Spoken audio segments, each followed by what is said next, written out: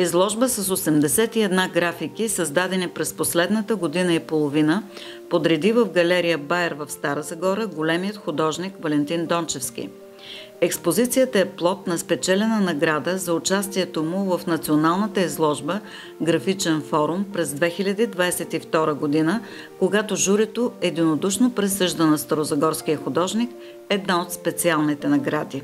Винаги съм свързал с експеримента.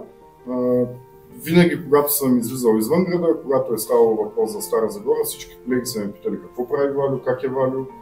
Общо взето една фигура, която е разпознаваема из цялата страна.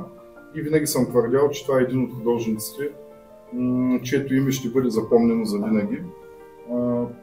И откъде се валя този извод? Имахме една лекция там преди време в университета, на която ни питаха кой е успелият художник. Този, който прави най-много изложби, този, който има академични титли, този, който е най-награждаван. И всъщност отговора, който аз съм си дал във времето е, че това е най-активният художник.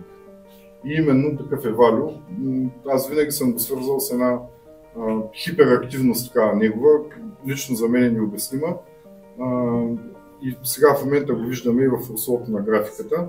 Нещо, за което винаги съм го завиждал искрено. Тая активност, въобще тая жажда за експериментиране.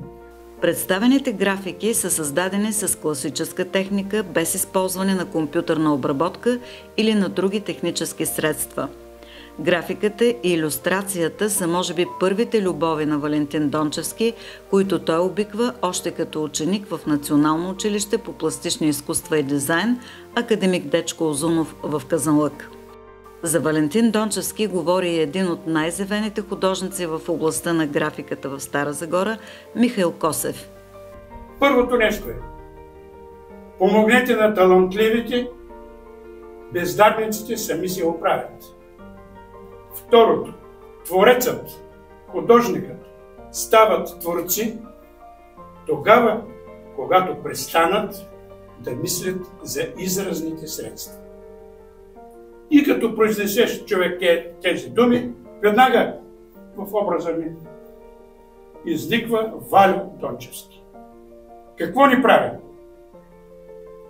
Това е по-лесно да го кажем, като се дадем въпроса и какво прави. Пише поезия, пише проза, пише есета. До 23-та година е издал вече над 10 книги.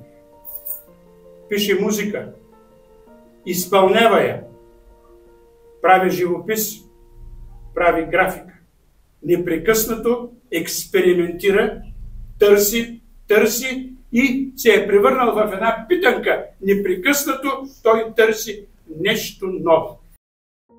С настоящата изложба Валентин Дончевски се завръща към графиката отново, експериментирайки с дълбок и висок печат, използвайки различни употребявани материали от бита, от строителството и дори от индустрията.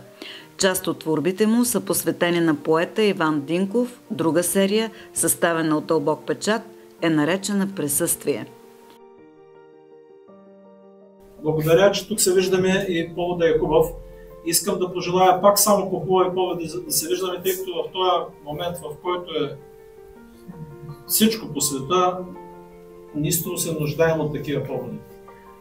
И моята голяма вяра и убеждение е, че България е една водеща духовна страна. Аз вярвам твърдо в това, че нашата държава ще се въздигне от тая кал, която е в момента и ще си заеме своето най-достойно място, което и се полага. Българският народ е за мен един велик народ. Аз имах възможност да избирам къде да отида по света. Никога не съм искал да бъда някъде другаде извън България. Особено пък Стара Загора, центъра на България. Това не е случайно място, изобщо нашата държава не е случайно място. Хората, които живеят в нея, не са случайни хора. Това ми дава упование до тук, както тръгнах на времето от една нощна селска сватба, която страшно ме разтърси и ме вкара в правилната посока на мислене, и оттам тръгна цялото ми увлечение по чергите, по фолклора и по тези неща, които са свързани с българския дух и чувствителност. Това е един духовен мъж, който още тръгва от Хималаите. И аз смятам, че ще дойде времето, когато всички, които сме труженици на този фронт, ние ще бъдем духовното стъпало, на които ще стъпи следващите поколения. Абсолютно съм убеден в това нещо. Приемал съм съдбата си така, каквато е. Ако сега ме питат нещо, бих ли променил, нищо не бих променил.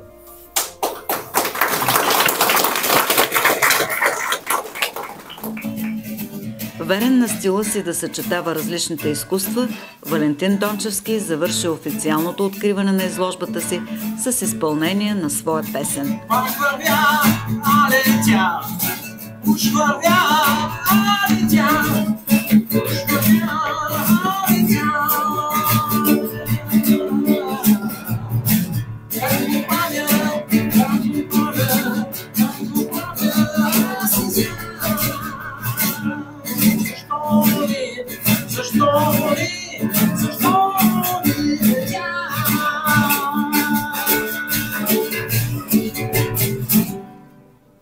Летя, защото имам криле.